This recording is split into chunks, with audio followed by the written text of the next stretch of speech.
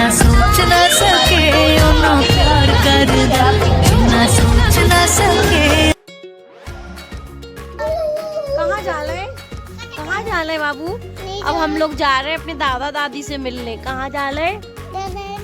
दादा दादी ने मेरे दादा दादी। अब हम अपने दादा दादी से मिलने जा रहे हैं, नानी से मिला है, क्योंकि शायद कल चले जाएं, कल नहीं तो परसों चले जाएंगे। सोच रहे हैं अभी कपड़े बस पहने थे तो बस सोचा कि चले जा रहे हैं, मिल आए, मिल के आते। आ जल्दी।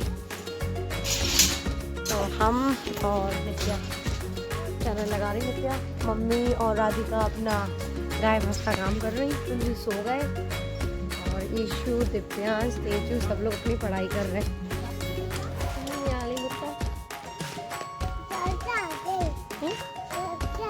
दौड़ के आ गई, मैं दौड़ के आ गई। मामी बना रही नहीं, चलो और रो रही है हमारी दादी से मिल के, रो रही है दादी। राधे राधे कर लो, राधे राधे दादी। नानी की कौन है? यही है नानी, सब यहाँ में तो नानी की, नानी की आए तो सब का ये नानी के पहचान में लिखी गई। अच्छा जो लिखी गई हमारे पहचान में नानी के पहचान।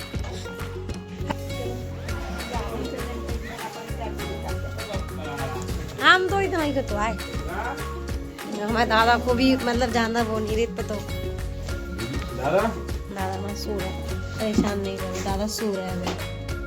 दादा कह रहे हैं इतनी भीड़ लगा दी हमारे बच्चन ने। यहाँ हम अपने दादा को देखने आए थे, क्योंकि हमारे दादाजी की तबीयत ठीक नहीं थी, तो बस सोचा कि उनसे भी मिलने, पता नहीं फिर कब मिलना हुआ, और ये वाकई में आखिरी बार मिलना हुआ। फिर जब हम अपने यहाँ से लौट के गए तो दादा की खबर आई कि अब वो हमारे बीच में नहीं रहे। जब ये पता चला कि वो हम सबके बीच में नहीं रहे, तो वाकई में मतलब एक नाम होता है दादा का, तो वो उनका नाम हम लोगों के ऊपर से चला गया। और इस दुनिया में किसी का भी कोई भरोसा नहीं, कब कहाँ किसका समय भगवान ने लिखा हैगा जाना। देखिए दुनिया में आए हैं तो जाना तो है ही, सबको ही जाना है, आज नहीं तो कल जाना है। बस हर इंसान समय समय से जाए, सही उससे जाए, तो वो सारी चीज़ें सही लगती हैंगी। अब दादा का जाना ठीक था, मतलब क्योंकि काफ़ी परेशानियां हो रही थी, 2 साल से उनको बहुत दिक्कत हो रही थी, शुगर वगैरह था, चक्कर आते थे उन्हें, कुछ मतलब कभी भूल जाते थे, किसी को पहचानते भी नहीं थे, तो मतलब बहुत सी दिक्कतें थी, और बिल्कुल से बिस्तर में मिल चुके थे। मतलब जैसे एक वृद्ध अवस्था में होता है कि इंसान को पता नहीं चलता कि उसके साथ क्या हो रहा है, ऐसी तरह से उनके साथ भी हो रहा था। तो भगवान ने मतलब उनके लिए एक तरह से ठीक भी किया, लेकिन बस दुख इसकी बात ये है कि एक माँ बाप का जो साया होता है ना, चाहे वो बूढ़े हों चाहे वो जवान हो, दुख सबको लगता हैगा। तो दादा के जाने से हम सबको बहुत ही ज़्यादा मतलब बुरा भी लगा। नाम था हमारे दादा का, अब वो नाम नहीं रहेगा। और आज है संक्रांत, तो यहाँ पे देखिए बच्चे बारी बारी से नहा रहे, क्योंकि 9 बजे से मुहूर्त शुरू था, और बच्चों को, और यहाँ पे सर्दी भी मतलब इतनी नहीं है, ललितपुर में ठीक ठाक ही हैगी। और यहाँ पे मुक्ता बार बार अपने खिलौने उठा रही हैं राधिका की दुकान से, क्योंकि यहाँ पे इनके टॉय हैं, छोटी छोटी सी गाड़ियाँ हैं, तो इन दोनों ने पूरी गाड़ियाँ निकाल निकाल के रख ली हैंगी। और बस आप सब बने रहिए ब्लॉग में।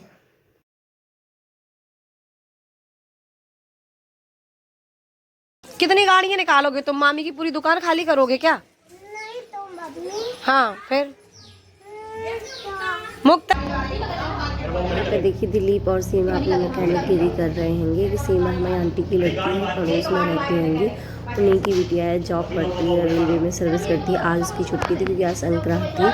तो यहाँ पे दोनों बहन भाई अपनी मैकेनिकगिरी कर रहे हैं, दोनों पता नहीं अपना अपना दिमाग बता रहे हैं कि भैया इसमें लगा लो, वो कह रही इसमें लगा लो। तो हम बस इसी को शूट कर रहे थे कि देखो दोनों बहन भाई किस तरह से अपनी मैकेनिकगिरी करके बता रहे हैंगे, कि मतलब वो भी गाड़ी चलाती तो उसको भी थोड़ा सा गाड़ी का नॉलेज है। यहाँ पे देखिए भोग की तैयारी हो गई थी, क्योंकि आज संक्रांत थी, तो सबसे पहले भगवान जी को खिचड़ी का ही भोग चढ़ता है, खिचड़ी और लड्डू का।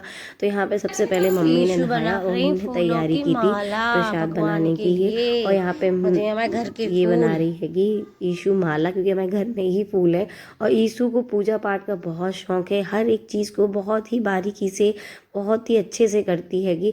यहाँ पे आप देखिए उसने सारे भगवानों के लिए, छोटे बड़े सारे भगवानों के लिए माला बनाई, उसने खुद से बनाई। फिर यहाँ पे तैयारी हो चुकी थी, सबसे लास्ट में हमने नहाया, तो कपड़े चेंज करने का टाइम नहीं मिला। आप सब भी दर्शन कर लीजिए। घर के हमारे भगवानों के जो भी हैंगे, मम्मी ने राधिका ने पूजा, मतलब मम्मी ने सब, और मम्मी ही सबरी पूजा करती हैं, फिर मतलब हम लोग करते हैं, तो हमें इतना टाइम नहीं मिला।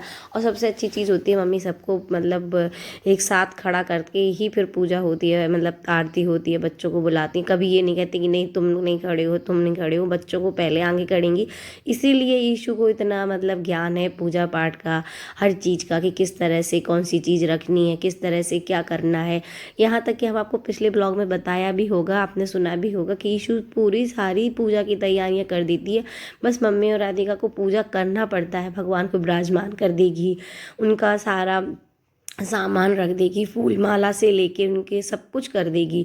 फिर मम्मी लोग बैठ के आराम से पूजा करती हैंगी, कभी कभी तो वो कथा भी सुना देती हो। यहाँ पे देखिए बारी बारी से हम सब ने आरती की भगवान की, और हम बता भी रहे कि हमें कपड़े चेंज करने का मौका ही नहीं मिला। हम जैसे ही आए सीधे नहा के फिर यहाँ पे मम्मी ने पूजा कर ली थी, तो भोग लगाया अपना जल्दी से और आरती शुरू हो गई थी। फिर सोचा कि बाद में ही कपड़े पहन लेंगे अब जब पूजा हो रही है।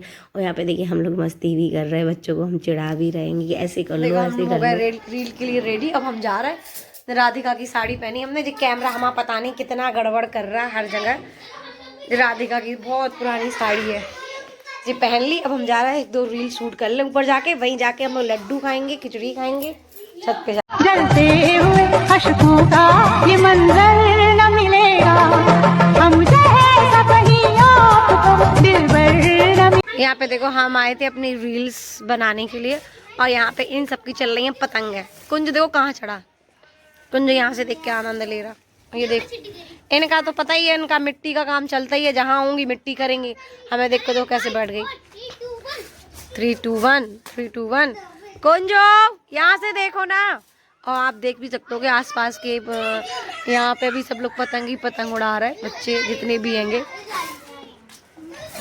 पतंग लेने का है। हाँ छोटी वाली, क्योंकि वो ज्यादा ताकतवर है। ऐसे उड़ाऊंगा। मैंने पतंग उड़ाना, सब लोग पतंग उड़ा रहे थे, छोटी वाली पतंग चाहिए।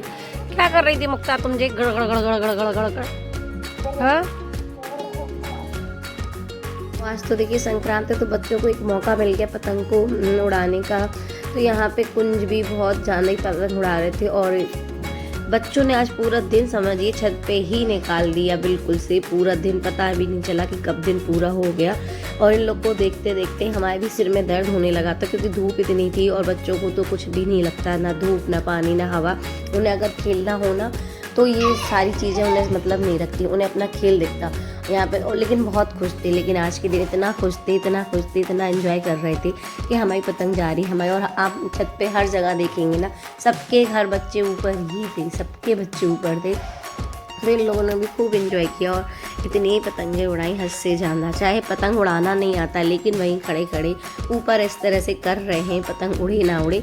नित्या को बहुत अच्छी पतंग उड़ाना आता है, तो नित्या ने पहले ही उड़ा ली थी जब हम वहाँ खा रहे थे। उसके बाद तो छोटे छोटे इन बच्चों ने उड़ाई, फिर इन लोग को देखते रहे मैं यहाँ पर, और यहीं पर अपनी रील भी शूट करते रहे। तो आपको आज का ब्लॉग पसंद आया, एक छोटा सा ब्लॉग था, तो प्लीज़ लाइक शेयर सब्सक्राइब करना ना भूलें, और बेल आइकन को प्रेस करना भी ना भूलें। फिर मिलते हैं नेक्स्ट ब्लॉग।